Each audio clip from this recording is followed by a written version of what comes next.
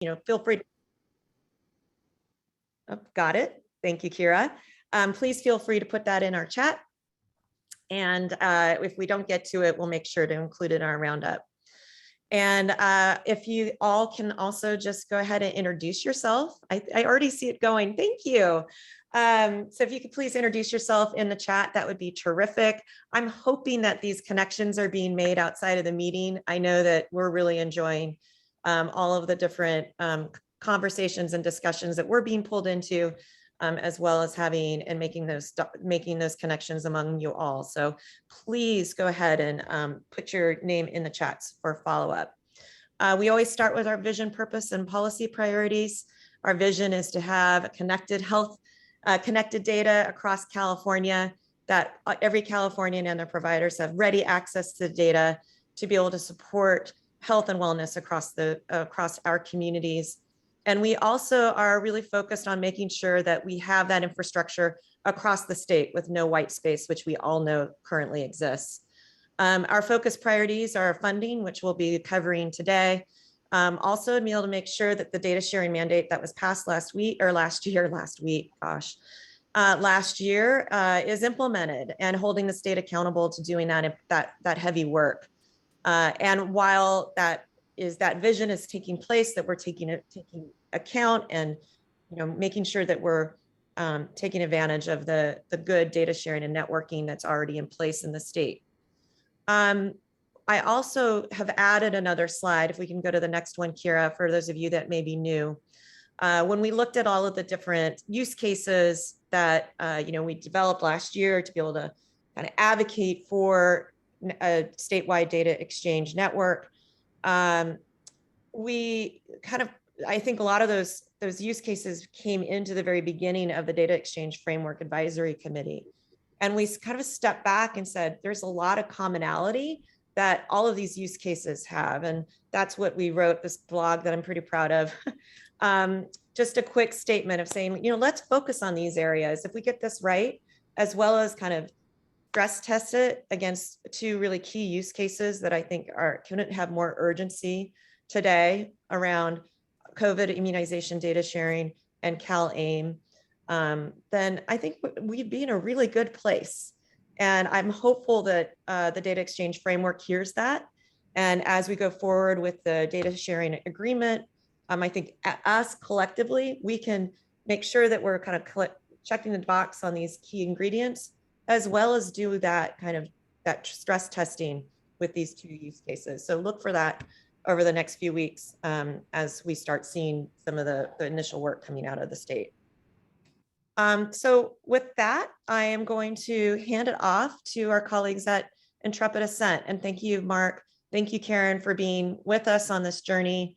And again, we would like for you, I think you don't have slides, you're going to bring up the work itself, which is the infographics are beautiful. So thank you for that work. I'll hand it off to both of you. Great. So I'll kick us off and just give a couple of comments on the overall series, and then Karen will speak to the governance paper, and I will speak to the incentives for participation paper. So thanks to you, Timmy, and your team, and to everyone on this call for your work in this area. Everyone is, rolling up their sleeves in their own ways, and it's great to be a part of it.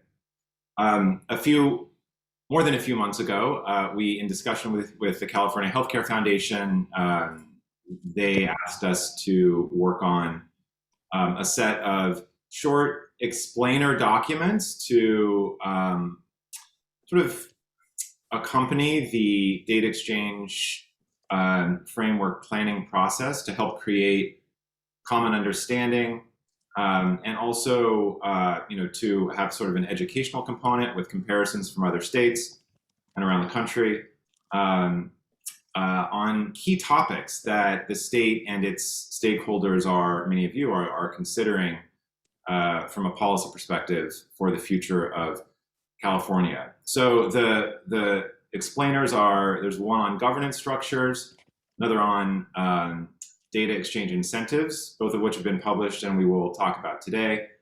There's a third on data sharing agreements, which I just looked at the latest draft of that right before this meeting, and can't wait for that to get out.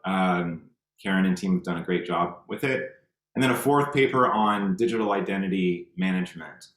And all of these presuppose a more active state role in California with HIE, more active than it has taken in the decentralized approach that we have today, given AB 133. So if the state is really going to consider a more active leadership role, we want to be able to simply sort of state what some of the pros and cons are in key areas. We're not certainly not going to hit all of the key areas or all of the pros and cons, but hope that through this series it can assist in the broader conversation in thinking intentionally about what the possibilities are, taking into account, of course, California's scale, which is unique and presents unique both policy and technology and stakeholder engagement, right? Both challenges and opportunities for us. So with that, I will pass it over to Karen. Great. Thanks, Mark. And thanks to me and the rest of the coalition for having us. It's great to be able to share the work and answer any questions that folks have. So I'll just, hope, or assume that everybody has at least skimmed the publication. So I won't, go through it in great detail. But I'll just, kind of highlight a couple of the key points and what we had wanted to, the message that we were trying to deliver both to the stakeholders and CalHHS, and then the, kind of community at large, to be thinking about the seven, essential ingredients that you talked about, and, things for all of us collectively to think about, not just those that are shaping this work. So, so what we tried to do is really take a look at the governance structures and kind of lay out what are the essential principles for governance of data exchange. And we kind of harvested that from literature review, the different publications that are called out in the paper, and great analysis that has been done before this. So we used, kind of pulled, extracted from there the essential principles for governance, also stakeholder discussions that have been ongoing, both in this context and previously, and then our kind of collective experience working with HIE in California. And we really use them to compare and contrast, a curated couple of governance models that exist in California, and also kind of taking a different analysis of what other states have done. So taking these principles and applying it both to what's currently in play in California, but then also looking at other states and how those principles are playing out elsewhere. And again, we really wanted to highlight governance models that include certain key elements that we know have been successful in other states, and that includes, having a strong state role, and also, that combined with multi-stakeholder participation. And the goal was, as Mark said, to kind of, the timeliness of this, and I'm glad that you picked up on it, was really to help provide additional context to policymakers and CalHHS and the stakeholder group, and try to inform the discussions, again, based on what we know, what we've seen, and what we think are the essential elements to consider. And we were really, that was by design, and we were pleased to see last week a number of the concepts and principles really kind of come forward in the revised proposals, and also the conversations within that group around the proposal. So really, I'll just kind of highlight here, I think we, let me go back real quick and just mention, so the essential principles that we, in addition to having a strong state leadership role and multi-stakeholder participation, I think other really critical elements for governance include having authority that is grounded in statute. And so having legislation that establishes the authority and responsibilities of the governing body or set of governing bodies, a set of clear decision rights and accountability, both for the state government and other stakeholders, and open and transparent processes. That's really critical to the success of this work. And then in terms of the stakeholders and those that are involved in the governing body, really having shared appointing authority with conflict of interest protections. And again, we heard this come up, these principles discussed last week, which was really great. So in terms of just quickly the kind of the different models, and again, these were discussed to some degree of extent last week. But primarily covered California. Really both of these models, and part of the reason why they were selected is because they really kind of took on or exemplified some of those key principles, again, like strong state leadership role plus stakeholder participation, and really kind of are really the hybrid approach that was ultimately discussed or is being discussed at the stakeholder advisory group. And so, we saw that proposal overlap with a lot of the things that were highlighted here by these two models. And then in the second table, we just kind of looked at, took another fresh look at other states that we know have robust exchange and have developed really strong models of governance, and used kind of the same principles to compare and contrast those different states, and also use it as a kind of way to, what can we leverage and learn and carry forward in California. So that's, the paper in general and kind of the goals and what, we hope to deliver to the audience, and particularly those on the stakeholder advisory group. Before we open up to questions, Mark, is there anything you want to share? No, thanks, Karen. Okay, great. So I think, we wanted to leave a little bit of space with each paper directly to answer any questions. In the interest of time, we'll probably just do one or two right now and then hand it over to Mark to talk about the incentives, and then we can continue the discussion at that point.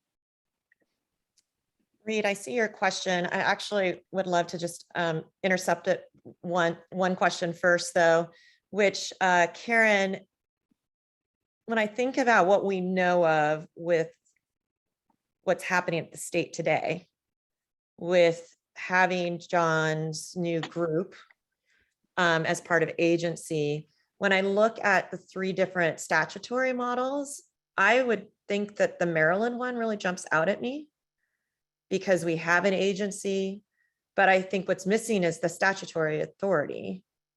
I don't know if there's like one of these models that's kind of like the Venn diagram is kind of matching up, that's kind of where we can look at more model legislation and then kind of plop it in here. Have you thought about that, or is it still kind of bits and pieces of parts that we're gonna have to come up on our own? Yeah, I think, I think it in some ways, it is a little bit bits and pieces. I think, like I said, the two models that exist and that we highlighted with Covered California and the Emergency Medical Service Authority really kind of stood out as ones that strike a good balance, and that we can kind of learn from and apply, similar to other states like Maryland that have, it's in statute, have a multi-stakeholder advisory group, and then the governor appoints commissioners. So there's conflict of interest, and openness and transparency in all of those models. And I think, we're seeing a lot of those elements being discussed and proposed, but I do think that there's still a little bit of kind of fleshing out the details and what exactly gets written into statute, or what authority is already in AB 133 for the state versus what additional authority needs to, what does an additional statute look like if one is needed? Is that something you've got in your your box of tools, your toolbox? I have lots of had things in my toolbox, but I'm not sure I can add or can include writing legislation. But yeah, I think yes. that might be something we can table, but I'd welcome for this group to think about that. And if there is sample or model legislation we want to pass around and take a look at, it might be a future meeting, but I think we need to kind of put our heads there so that we get that passed either in May or June or early next year. Reed, I'll have your question, and then I see Jim, you have your hand up. Reed's question is just in terms of the federal activities, how they may be impacting the state work, especially with the trajectory that TUFCA is going on and having the qualified networks. Maybe that's another paper, but Karen and Mark, I just welcome your insight there. Yeah, so I would say for these two particular papers, less of a perspective at the federal level, but the forthcoming papers will have more on kind of that relationship between what's happening at the federal level, particularly TEFCA. We know that's been such a big part of this whole conversation. And, I think there's still a lot of what does that really mean? And so I think hopefully we'll try to get at that in the other papers, but this one, because of the governance perspective, was more focused on the state level and less on the role of the federal. And I'll add on to that, this idea of a qualified health information network we have in the state under CalHOP. That was what happened. So there's $50 million that was distributed through CalHOP, which was federal dollars that the state managed. And in order to distribute those dollars, they had a qualification process. And that we have the CalHOP, and it's sunsetting now, but we have the project manager joining us, I think on our next week on our next call. So we can take a look at that and read, ask questions there too about whether or not we can take that qualification process and move it forward, which I would hope we could. Jim, you have your hand up? Yeah, I just wanted to offer a comment, Timmy, with regards to Maryland and Michigan. I'm not an authority on the Maryland legislation, but having worked with MyHIN quite a bit, and I think you've had Tim Pletcher on before to present. Yeah, the particular thing about the statute with regards to Michigan, as Tim describes it, is that all of the healthcare providers had to lawyer up and participate in the Michigan Health Information Network. It's mandatory, and so that mandatory participation of everyone all in really allows for then being able to exploit and take advantages of what a health information network can really do. That in other states where that isn't necessarily required by statute, even if they have statutory authority for operations, can impede, the maximum value added of information interoperability exchange. So. And I guess our mandate that we have last year is mandate to sign on to the data sharing agreement. But the teeth and the carrots aren't necessarily built around the actual exchange. Yes, and that is an excellent segue. So I will hand it over to Mark to talk about what some of those carrots and sticks might look like, and then happy to answer any more specific questions on governance at the end. Thank you, Karen, for moving us on. Thank you. Let me pull up the paper here. All right, So this paper, I just want to acknowledge, it builds on previous work also funded by CHCF, by Manat, a paper from a couple of years ago that they produced, and this really streamlined and updated some of that thinking and made it relevant, we think, to the data exchange framework process. And linking back to the previous paper and discussion, the approaches to advancing data exchange here and the state examples that we looked at, they do all include or presuppose a governance at the state level so that levers can be pulled by state government. You can see on the right here the different approaches. to incentivizing or activating advancing exchange, advisory councils, industry-led quality collaboratives, state contracting, state regulations and rulemaking, executive orders, state legislative activity, and funding for data exchange infrastructure and service development. I'm going to talk through each of these very briefly, and then talk about some sort of concepts in terms of the way that they intersect and maybe intersecting in California. So advisory councils in California, there's a lot of great momentum here with the existing stakeholder advisory group, and now the proposal for the HIE policy board sort of option that has been put on the table, including the hybrid option that we saw on Thursday, which would carry forward an advisory group in a more permanent way, as I think we point to here. There are a lot of pros with advisory councils if they are have a clear charter that is backed up, and I think that message has been clearly conveyed in state level discussions. Industry-led quality collaboratives and state contracting are both, I think, really important, very important on the ground methods to motivate HIE and data sharing participation. But to be really effective, there needs to be a there, right? We've seen the state through DHCS currently, for instance, with CalAIM, attempting to define some data sharing requirements. Similarly, there are other programs. There's a behavioral health program now for counties that has data exchange requirements.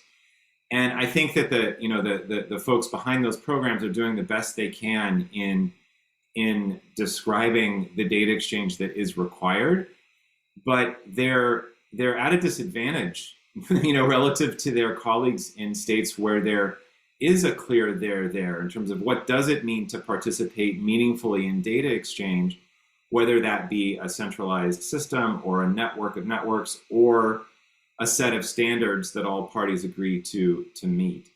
So, we think that the data exchange framework process is going to, once that gets further down the road, that there may be follow-on sort of activity that can really help incentivize participation in the framework that is established through both collaboratives and state contracting.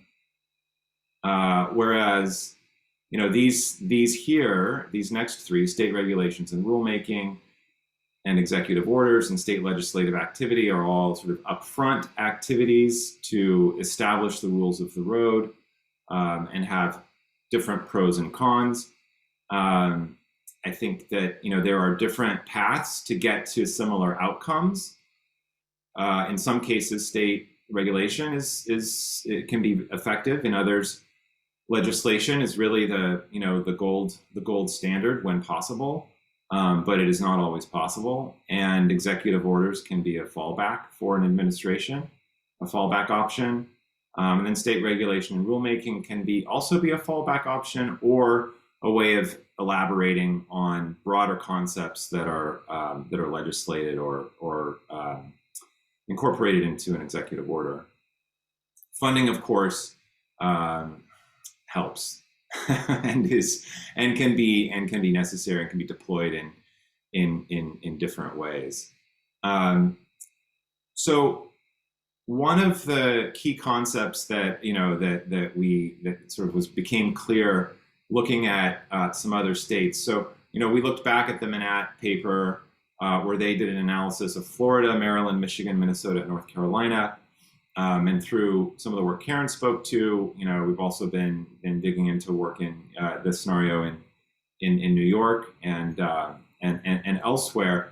Decided in this paper just to highlight two large states that have successfully combined a set of levers to advance HIE in their states. And I think that's really the key message that I would want to convey, is that an effective that really, you know, none of these levers on their own are likely to move the needle. States need to have an effective combination, deploy an effective combination of levers that may include a mandate of some sort, whether legislative or through rulemaking, a governance mechanism for oversight and enforcement, funding, and then hooks for, you know, contracting and aligned collaboratives to be able to support the overall vision.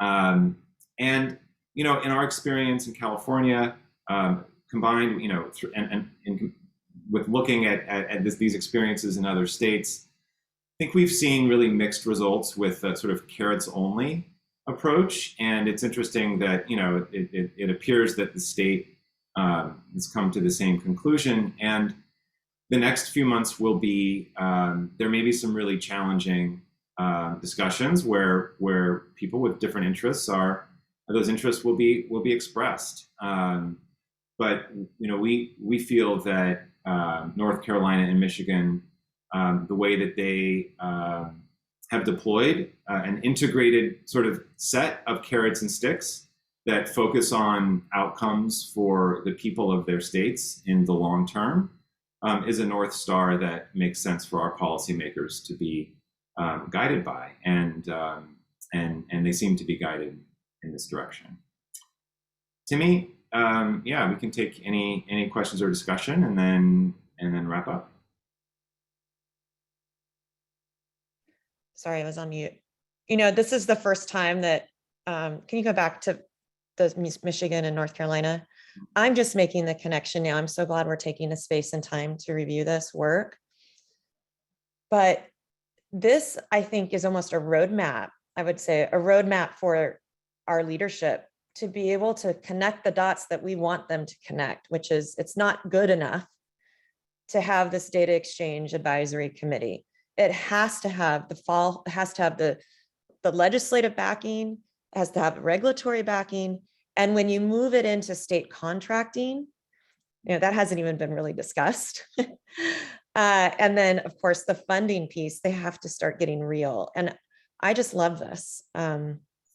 So maybe we could put another column of tracking the progress that California is making in each one of these, and how we would do that. How would we track that and be able to get some real, you know, just really start having some focus here.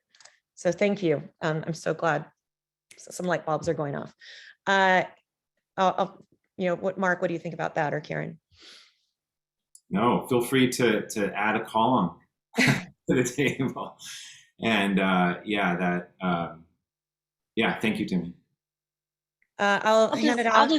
I'll just real quick, Timmy, I'll just say, you know, I appreciate the way that you kind of brought in those different perspectives and put them all together, because I think what these two papers, you know, did was try to do just that. You know, it's like, there's, like Mark said, there's the governance piece, and then there's the, you know, the ways to, you know, make it happen, and they really do go hand in hand. And I like that you kind of identified those key things that, you know, really do mean it will really, if that we can track and we can monitor for success.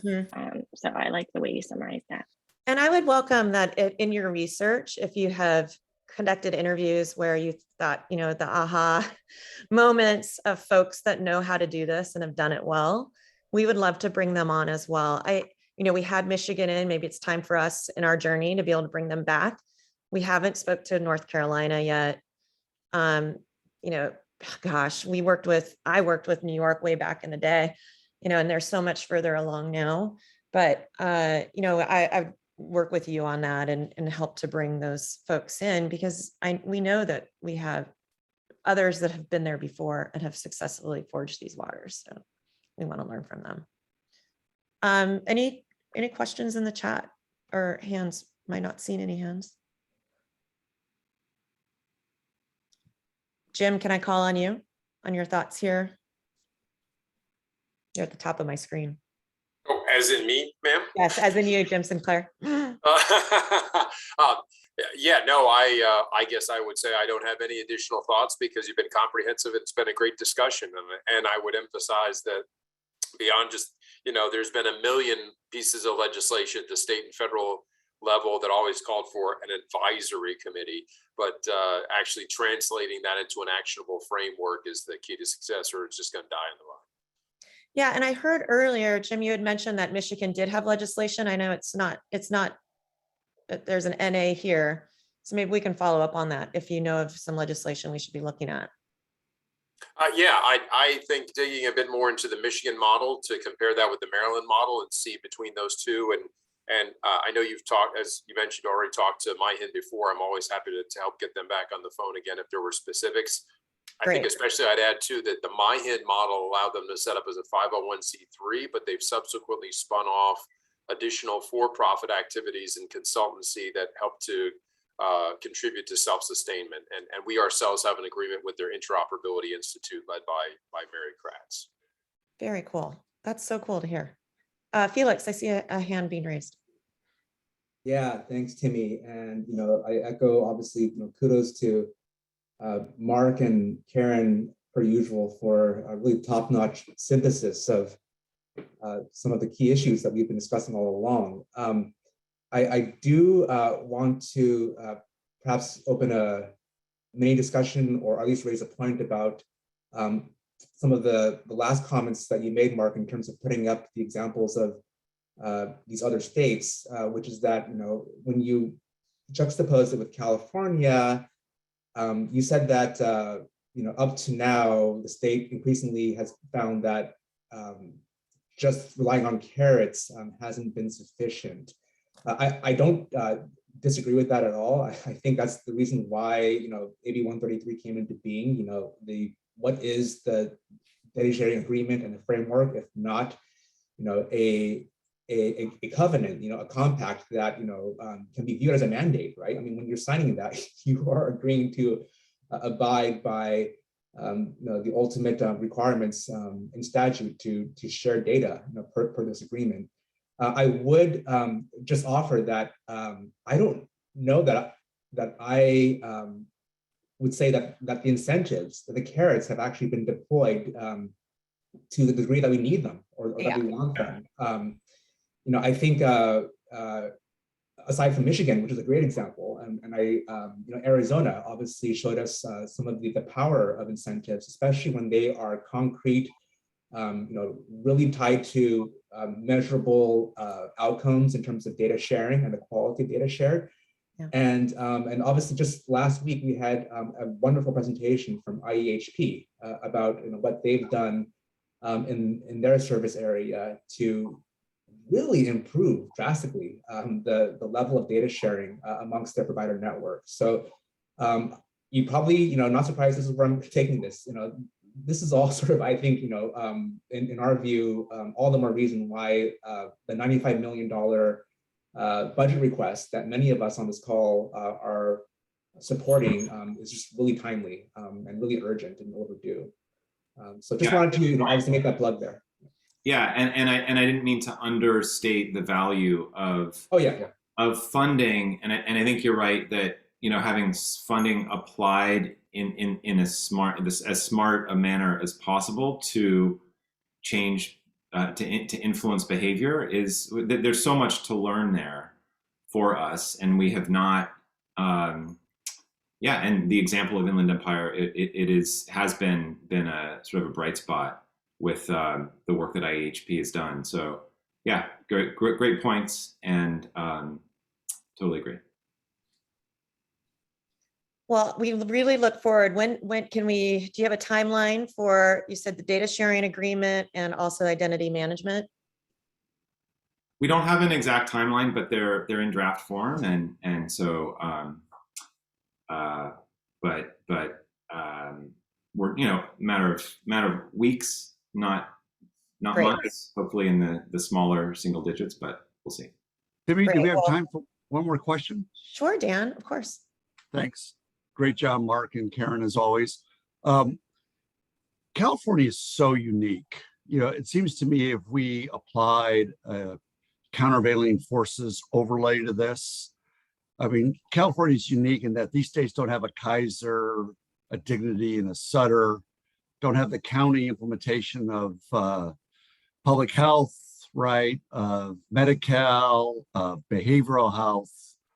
And it just seems to me, those are just 6 variables in my mind that make California fairly unique, right? And if we applied, right, sort of that countervailing forces model to this, I don't know what it would say, or I don't know how you two react to that, but I'd be curious. Yeah, I think that's a great point, Dan. And I think there's recognition among policymakers that we are unique. I know, and that just the scale of the state, for instance, with something like, as we'll see in the last paper, digital identity management, like think about an MPI at the state level. That would be, you'd need a lot more data elements for that to be accurate than a similar MPI at a regional level. So I think that building on the strength of, we hope this framework will empower efforts at the regional level, that the state will be, the biggest cheerleader of what communities are doing, where the rubber really meets the road, and give communities scale, tools that are applying sort of at scale, and therefore relieve communities of some cost and the need to deploy duplicative infrastructure where possible. But finding that balance is going to be the trick, right? In a state as diverse as ours. So, I think identifying what the floor is, as the secretary said it very well in his opening comments on Thursday, it was super impressive, his commitment to the ideals of this movement. And he made it very clear that he does not have in mind a centralized system across the entire state. And so working that out such that the state can be a very strong backbone for all of our communities is, I think, the task at hand, and is going to take further effort for sure, and everyone to contribute to really identify what exactly that model is. So I'm not trying to, yeah, that's my thought, Dan, at a high level. I don't know, Karen, if you want to add to that. Not really, except for I guess I do, but just to echo that, something that, Pam Lane used to say all the time, still sticks with me today. And that is, healthcare is local, and by extension, HIE is local. And so I think, to Mark's point, we've seen movement, we've seen a lot of promise, particularly through the whole person care pilots, and, a lot of data is being exchanged, but we hope to see and want to, encourage is that, we don't lose that local, perspective, and allow communities to do what's best for themselves. But at the same time, like Mark said, have a strong backbone, a structure that doesn't impede those local efforts, but only enhances them and makes it scalable in a way that is not going to lose some of that uniqueness at the local level. And all in, without a lot of carve outs. And I think that was what I was hearing, Dan, in your question. All of these big pockets of governance themselves that are making decisions, that some are state led, some are quasi public private, some are regulated, but all in rowing the same way. I think that's my message back to the state. So I'm looking at our time. Thank you so much, Mark and Karen. And we would love to have you back for the other two, because we know that they're going to be just as terrific. And, you'll see today that we're going to have just a quick update on the identity work that's happening. So we'd love to hear your perspective on that as you're going through your research. And on the data sharing agreement, couldn't be more well-timed with what we're seeing in the timeline that we're anticipating. So thank you. This was fun. Well, thank you. So I'm going to move to the data exchange stakeholder advisory group meeting that was held last week. This is in your deck with the timeline. We're moving very quickly. If you haven't seen it, they do have up on the website the legislative update that was released. I don't, if you've been following along, I don't think there were any, big new ideas there. It was more of a just a capture of what's happened so far. But some dates to pay attention to, where we are looking at July having the kind of final of the data exchange framework recommendations. And part of that is also the delivery in July, at the end of July, the digital identities. Robbie, did you want to also add here? I know we have one more slide to back this up, but any other major takeaways? Oh, what I wanted to add in my notes is I too was really struck by the secretary's level of commitment. And I don't know if you all noticed, but he not only opened it, but he stayed with the meeting and actually facilitated a lot of the end. I was just really struck by that. And I think that means that, showing the commitment to getting this process done.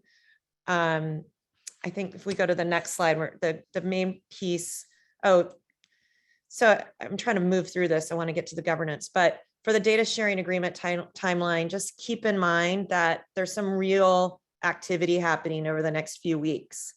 We're hoping to see a draft of the data sharing agreement come out before the next committee meeting, which is April 26th. And we finally see a commitment to the process for that review, where it'll go back to the data sharing agreement for a full review.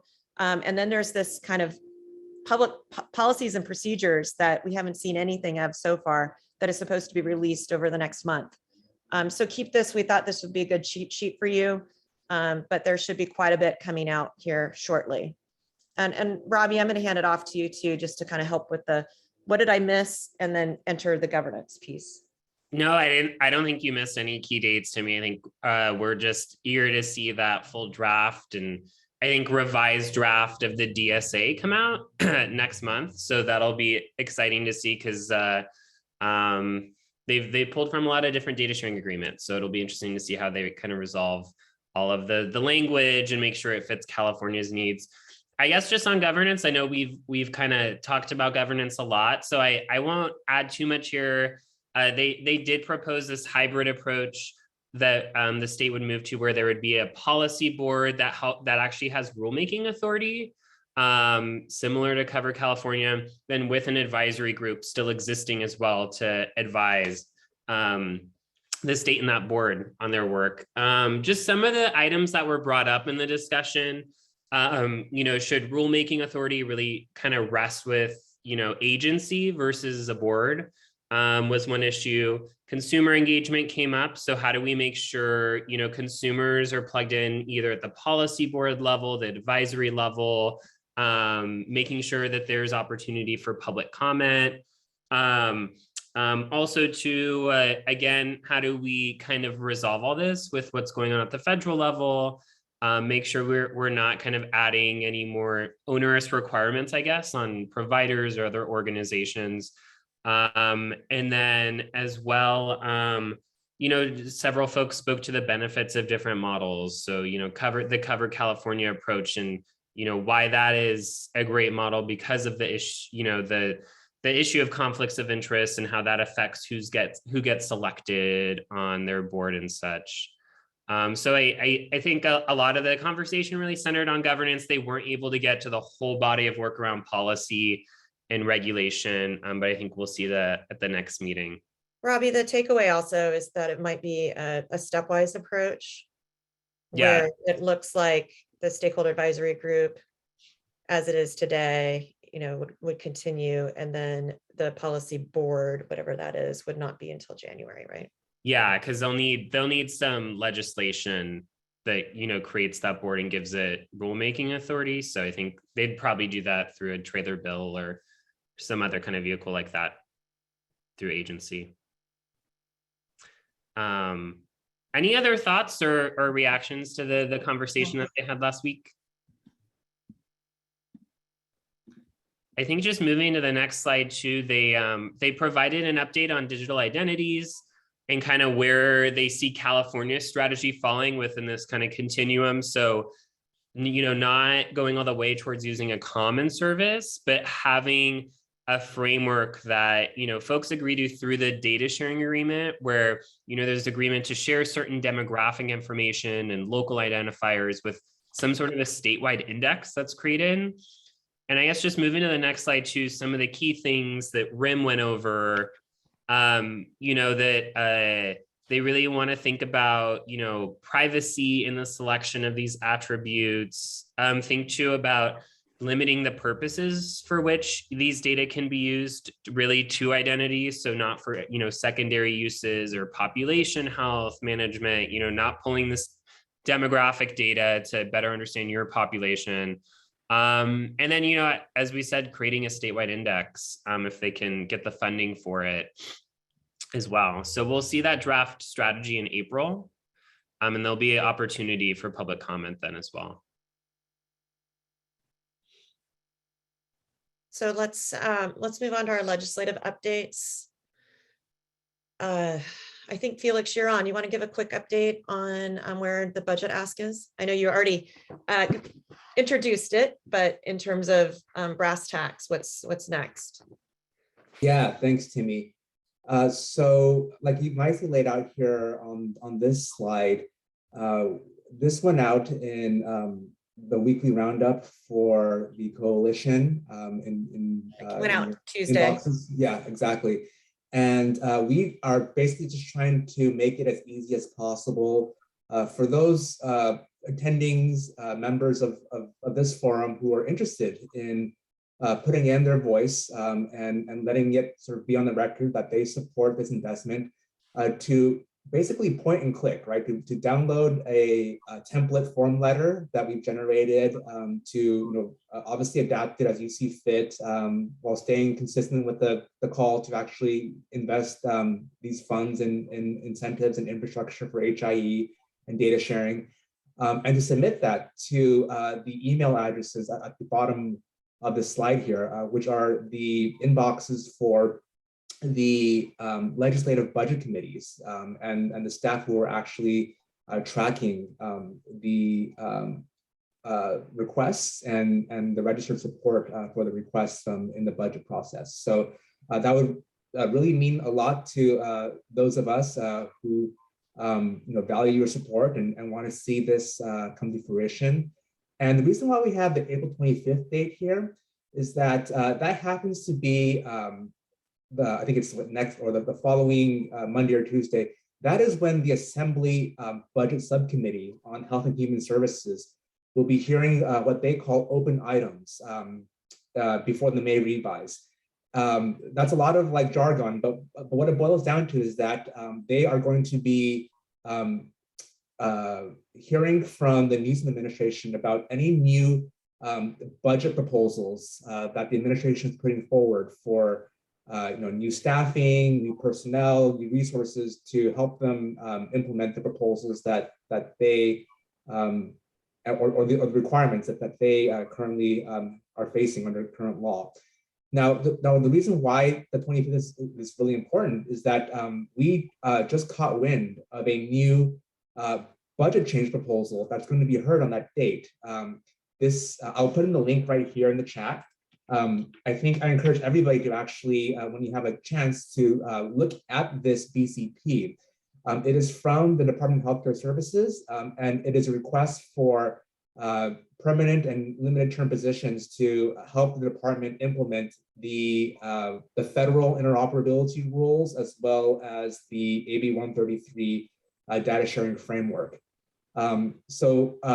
We think this is a really good venue, an excuse for supporters of this of our budget request to actually call in and say, for instance, hey, we're really glad that the committee is talking about and discussing the data sharing needs through this budget process, and we would like the committee members to know that we support a stakeholder request, to bring data sharing equity through a long-term investment. So we'll put out more, I think, easy to follow instructions probably in the next roundup next week, so that you can prepare yourselves. And we'll put out the call-in line as well as a suggested sort of script. And we'll obviously definitely try to coordinate as the date draws closer.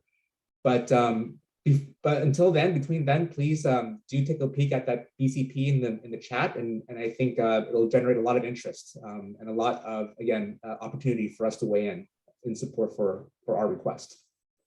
Thank you, Felix. And the time is now. You know, it's super important for us to have the funding that at least start that funding. I think this is a start, hopefully, where the state can really partner at the federal dollars that and get our fair share. So I highly encourage all of you, if you haven't leaned in yet, this is an area to talk to your government relations folks. Felix, I'm sure you'd raise your hand. I know IHP is also helping to lead the way. So if there's additional information that's needed, reach out, or reach out to Robbie too, and we'll connect the dots. But it's time, let's do it. And thank you for the late breaking news too. Hopefully we'll see some more additional asks coming from the state too. There's also the health equity data sharing bill that we supported with CPEN, and I know we're coming up to time. Robbie, is there anything new there?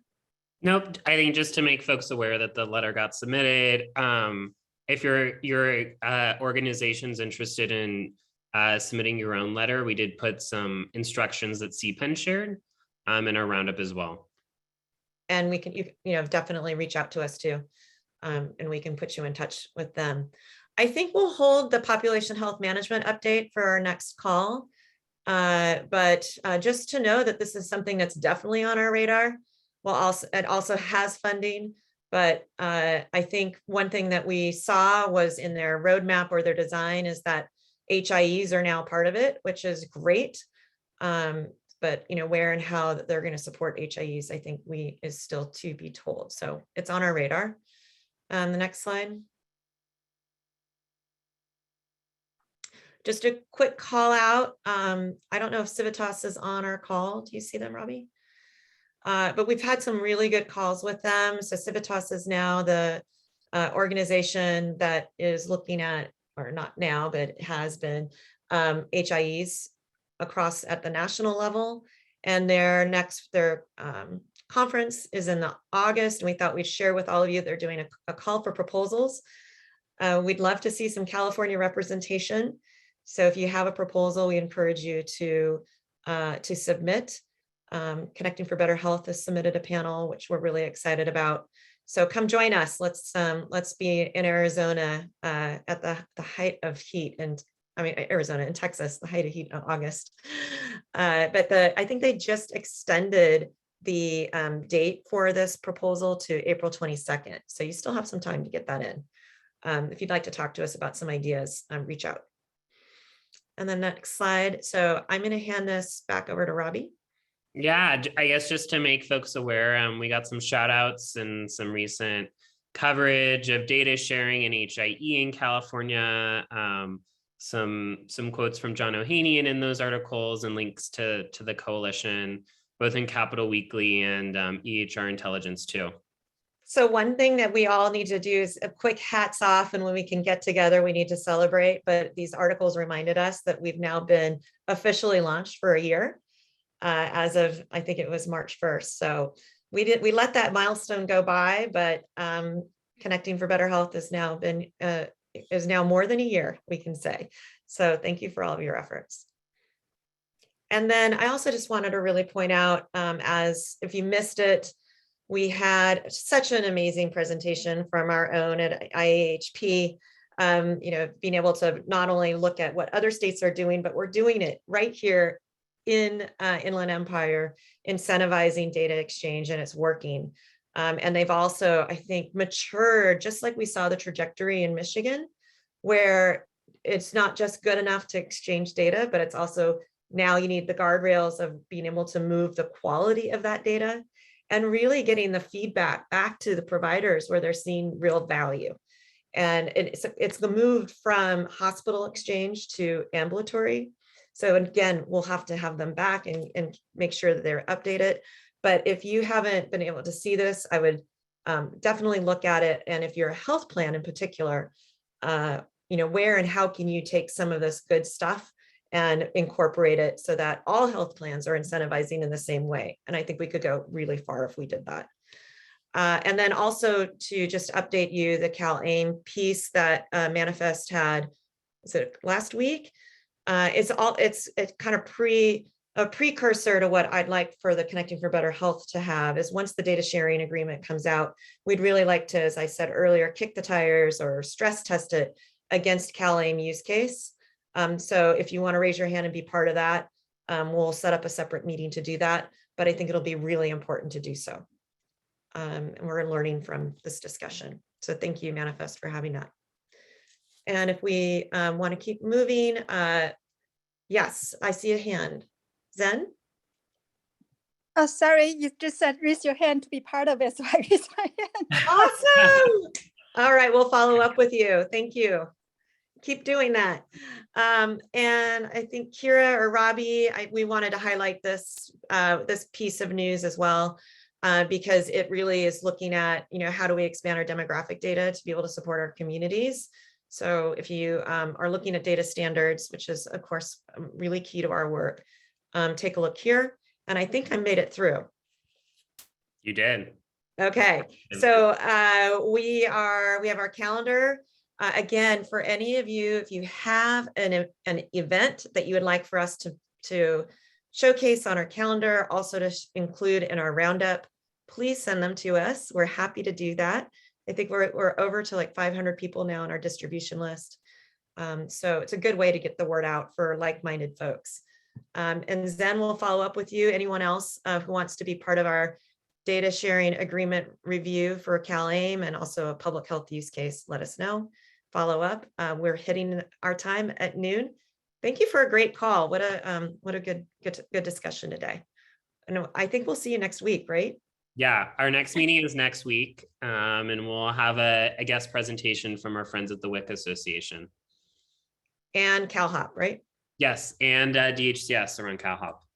All right. Well, mark your calendars. We'll see you next week. And thank you. Have a great day, everyone. Bye, everyone.